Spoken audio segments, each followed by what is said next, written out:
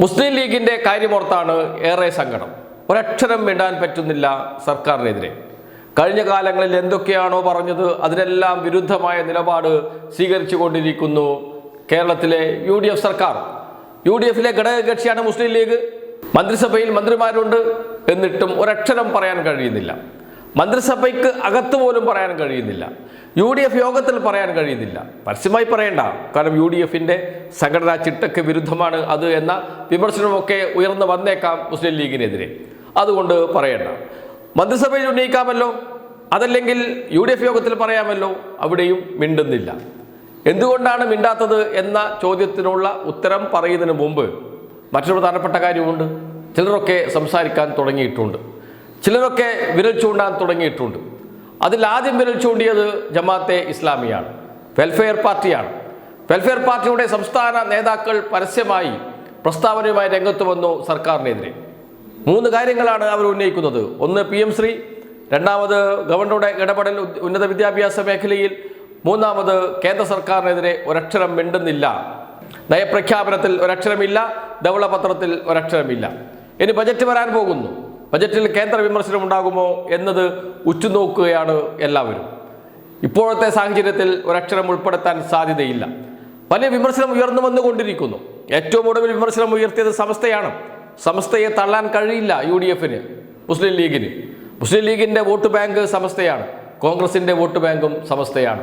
മുസ്ലിം ലീഗിൻ്റെ vote bank സമസ്തയാകുമ്പോൾ അത് സ്വാഭാവികമാണ് കോൺഗ്രസിൻ്റെ വോട്ട് ബാങ്കും ആയി മാറും. എന്നാൽ സമസ്ത ഇപ്പോൾ നിലപാട് പറഞ്ഞ് രംഗത്ത് വന്നു കഴിഞ്ഞു. ജമാഅത്തെ ഇസ്ലാമി നിലപാട് പറഞ്ഞ് രംഗത്ത് വന്നു കഴിഞ്ഞു. ഇനി പറയേണ്ടത് മുസ്ലിം ലീഗാണ്.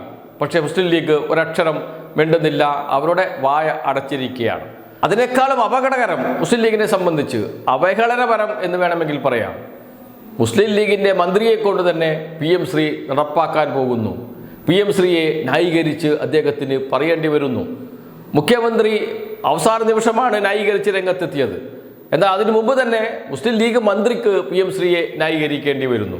ഇന്നലെ വരെ പൊതുയോഗങ്ങളിൽ, പാർട്ടി യോഗങ്ങളിൽ, തെരഞ്ഞെടുപ്പ് പ്രചാരണ വേളകളിൽ, കുടുംബയോഗങ്ങളിൽ ഒക്കെ PM ശ്രീ അത് പിണറായി വിജയനും കേന്ദ്ര സർക്കാരും തമ്മിലുള്ള ഡീലാണ് എന്ന് പറഞ്ഞ് ജനങ്ങളെ തെറ്റിദ്ധരിപ്പിച്ച് വോട്ട് UDFന് അനുകൂലമായി വാങ്ങിയവർ അവർ തന്നെ ഇപ്പോൾ PM ശ്രീ നടപ്പാക്കാൻ നിയോഗിക്കപ്പെടുന്നു.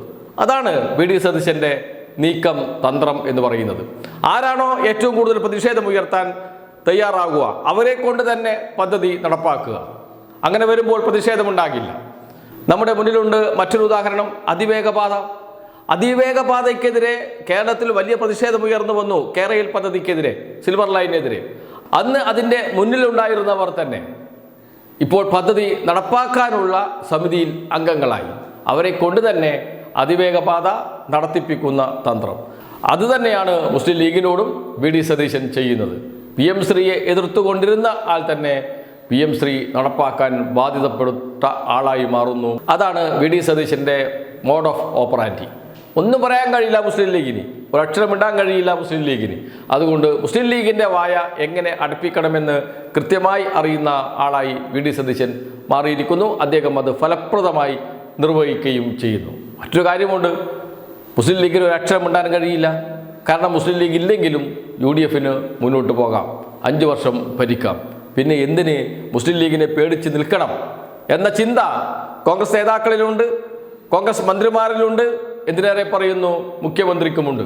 അതുകൊണ്ട് തന്നെയാണ് പോടാൽ പോകട്ടും പോടാ എന്ന നിലയിൽ മുസ്ലിം ലീഗിനെ പൂർണ്ണമായും അവഗണിച്ചുകൊണ്ട് മുന്നോട്ട് പോകുന്നത് കോൺഗ്രസ് മന്ത്രിമാരും മുഖ്യമന്ത്രി VD സതീശനും.